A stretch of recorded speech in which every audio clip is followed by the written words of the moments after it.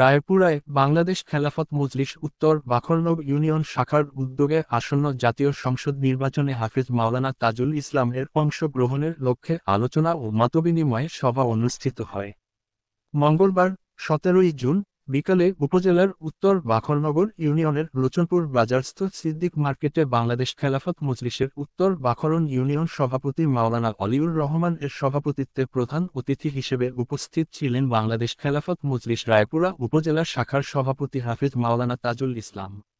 বাংলাদেশ খেলাফত শ্রমিক মজলিস নরসিংদীর যুগ্ম সাধারণ সম্পাদক মুফতি আব্দুল আলিম এর সঞ্চালনায় সভায় অন্যদের মধ্যে উপস্থিত ছিলেন কেন্দ্রীয় শুরা সদস্য মুফতি আমানুল্লাহ রায়পুরী, রায়পুরা উপজেলা সাধারণ সম্পাদক মাওলানা শাহ আলম, উত্তর বাখরনগর ইউনিয়ন সাধারণ সম্পাদক মুফতি মনিরুজ্জামান প্রমুখ।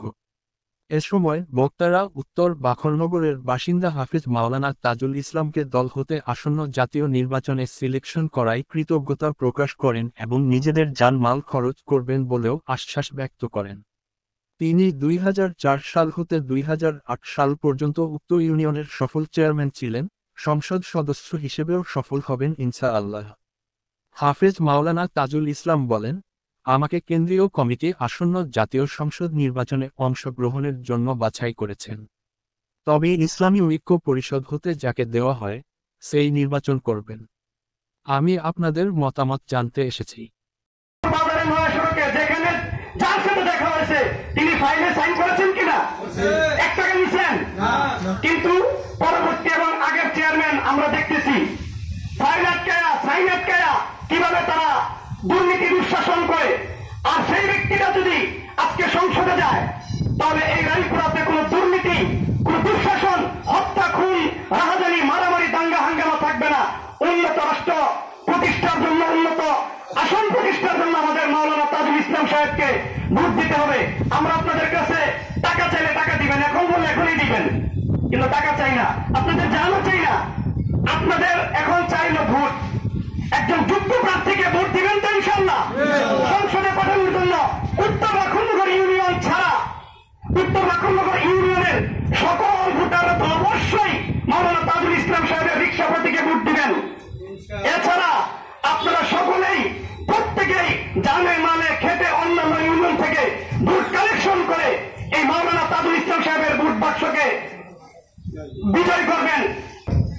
সবচেয়ে বড় মুফতি মিজানুর রহমান সাইদ সাহেব উনি ফতোয়া দিয়েছেন যে এলাকার মধ্যে নির্বাচনের সময় ইসলামী দলের পক্ষ থেকে ব্যালট বাক্স যাবে, ব্যালট থাকবে, প্রার্থী থাকবে, কোন মুসলমানের ইসলামী দল ব্যতীত অন্য দলে ভোট দেওয়া যায় না। কথাটা উনি যে কথাটা বলছেন এটা সরাসরি কোরআন শরীফের আয়াতের অর্থই বলে। কারণ আমি যে আপনাদের সামনে যে আয়াতে কালিমা তেলাওয়াত করেছি, হে ঈমানদারগণ, তোমরা ইসলামের মধ্যে পুরোপুরি প্রবেশ করো। ইসলাম কি শুধু নামাজ, রোজা, হজ, যাকাত এর মধ্যে ইসলাম না। ইসলামের মোস্ট ইম্পর্টেন্ট বিষয় হল রাজনীতি। কেমনে? তার প্রমাণ রাসূল করিম সাল্লাল্লাহু আলাইহি ওয়াসাল্লাম মক্কাতে 13 বছর পর্যন্ত রাজনীতি ছাড়া শুধু ধর্মনীতি নিয়ে দাওয়াতের কাজ করছেন। আর 13 বছরে মুসলমানের সংখ্যা 200 অতিক্রম করে নাই। মদিনাতে যাওয়ার পরে ধর্মনীতি এবং রাজনীতি পাশাপাশি যখন চালু করছেন তখন অবশিষ্ট 10 বছরে মুসলমানদের সংখ্যা দাঁড়াইল 1,26,000। সেই জন্যই বলছি ইসলামের মধ্যে রাজনীতি হলো মোস্ট ইম্পর্টেন্ট বিষয়। কারণ আপনি আমি ইসলাম পালন করতে যদি আমাকে